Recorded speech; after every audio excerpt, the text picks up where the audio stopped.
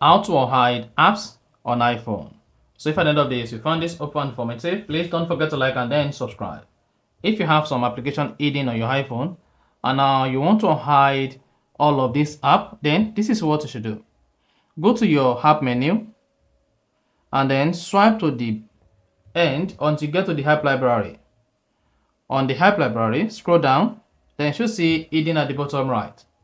Click on it once. Go ahead, type your iPhone passcode or verify your Face ID, and then you should see your hidden application.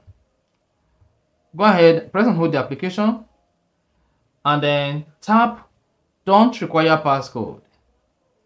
Type in your iPhone passcode, and then you should see the application removed from the hidden folder.